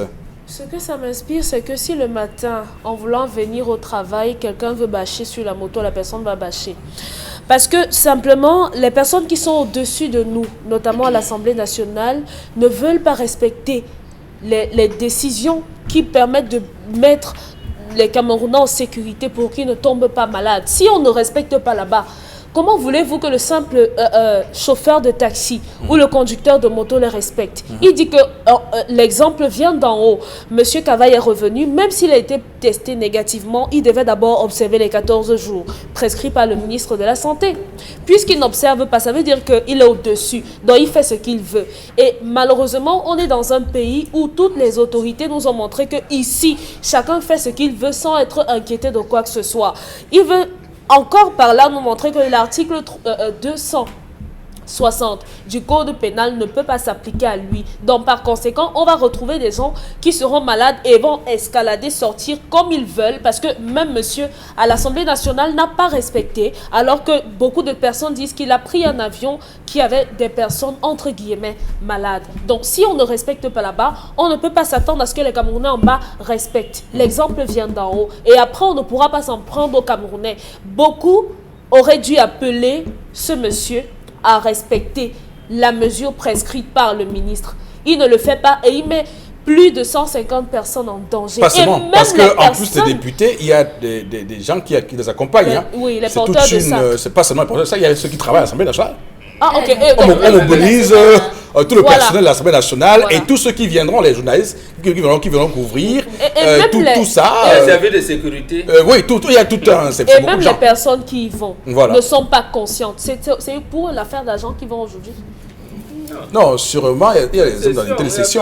Il y a des hommes dans une telle session. Est-ce que les gens... On dit dans les coulisses qu'on pourrait même modifier la Constitution. Donc, voilà. Bon, très bien. On va s'arrêter là, Karine. Merci à vous pour cette revue des réseaux sociaux, totalement, on va dire, consacrée au coronavirus. Même quand on parle de l'Assemblée nationale, vous voyez, ça nous ramène à notre triste réalité. Quelqu'un a dit qu'il fallait évidemment qu'on pense à commander les kits de dépistage rapide, parce que pour l'instant, vous savez ce qui se passe. On va au centre Louis Pasteur. Je ne sais pas pourquoi ce que Louis Pasteur fait encore au Cameroun, mais bon, c'est notre débat. Ce sera un débat c'est un débat qu'on fera ailleurs. Madeleine, voilà. Merci. Non, mais c'est un débat qu'on fera plus tard, pas maintenant. On va, je l'ai dit encore, hein, on va tout de suite prendre Madame et Monsieur Consilamine qui est au plateau B avec nous ce matin pour parler de Sorebco. Consilamine, bonjour. Bonjour Eric, bonjour à tous les téléspectateurs et bonjour à tous les clients des magasins Sorebco. Et parlant bien sûr des magasins Sorebco, je me rappelle que tous les magasins Sorebco prennent des dispositions, des mesures de prévention, parce que à l'entrée de chaque magasin de Sorebco, il y a bien entendu des désinfectants. Donc dans tous les magasins Sorebco du Cameroun, le directeur général, l'un des directeurs généraux dynamiques, sympa et très soucieux de sa clientèle, a pris la disposition de prévention, de sécurité à l'entrée de toutes les agences Sorebco. Donc, tous ceux qui vont passer par le magasin vont bien entendu recevoir, c'est-à-dire le gel désinfectant. Question de se sentir davantage en sécurité. C'est donc là un message qui nous vient tout droit de la direction générale de Sorebco. Alors, à l'instant, ce matin, chers téléspectateurs, nous parlons toujours promotion, nous parlons toujours grande vente, surtout des prix de qualité, bien entendu dans toutes les agences Sorebco. Alors ce matin, il est question de parler des congélateurs et bien entendu des réfrigérateurs de marque Super Cool dans les magasins Sorebco. Alors je commence ce matin par un congélateur vertical. C'est un congélateur de 230 litres. C'est un congélateur de marque Super Cool.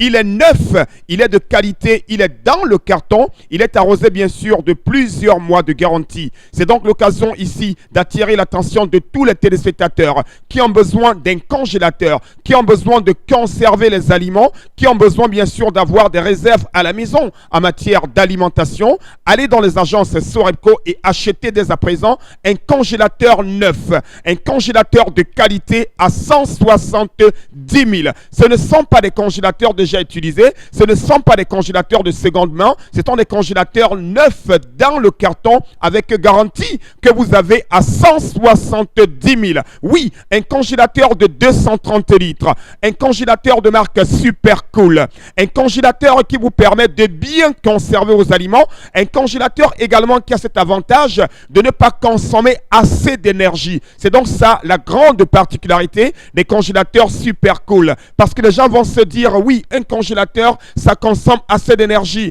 un congélateur ça fait rouler le courant, mais non, avec les congélateurs de Sorebco, on n'a pas besoin de se plaindre, on peut dormir tranquille, on peut se sentir à l'aise, bien entendu avec 170 000 francs, on a droit à un congélateur neuf, un congélateur de qualité avec bien sûr plusieurs avantages, notamment la qualité, la garantie et surtout le prix, un prix qui est à la portée de tout un chacun. Donc n'attendez pas la fin de la promotion, c'est l'occasion plus que jamais de vous rendre dans tous tous les magasins Sorepco, que ce soit à Yaoundé, à Bafoussam, à Kribi, à Edea, à Bertois, en Gandéré, bien entendu, dans tous les magasins Sorepco, c'est le même prix que vous retrouverez. Je dis bien 170 000 francs. Un congélateur de marque Super Cool. Un congélateur vertical. Un congélateur moins encombrant. Un congélateur qui se range facilement. Vous l'avez à 170 000. Et pour ceux qui nous regardent en ce moment,